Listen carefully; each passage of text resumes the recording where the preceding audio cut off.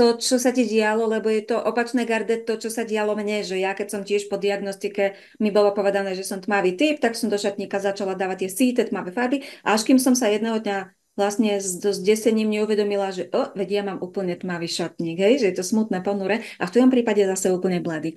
Ale som veľmi rada, že hovoríš tu, ty si tam spomenula svoju postavu, hej, že naznačila si, že možno, tak ako sa zase odporúča, že keď proste máme nejaké krivky, nejaké tvary, takže by sme mali nosiť tmavé farby, aby sme opticky sa zoštihlovali, hej? Áno. To je taký ďalší z tých mýtov.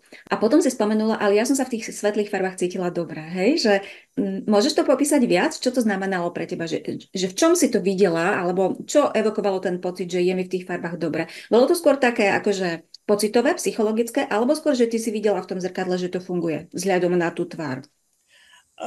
Asi aj pocitovo, že som bola taká ľahšia, Mhm. lebo ja celkové vyzerám tak, že vzbudzujem v ľuďoch odstup. Mhm.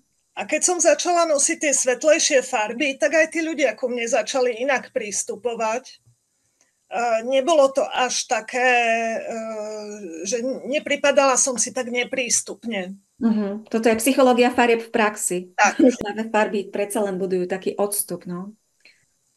Tú postavu som spomínala, svetlé farby Postavu. versus postava. Čo sa týka tej postavy, tak ja som to riešila aj v podstate väčšinou, väčšinou to riešim buď šatami, alebo niečím viac menej monochromatickým. Aby tam neboli veľké farebné rozdiely, aby som to nesekala, proste predlžiť tú postavu tou jednou farbou.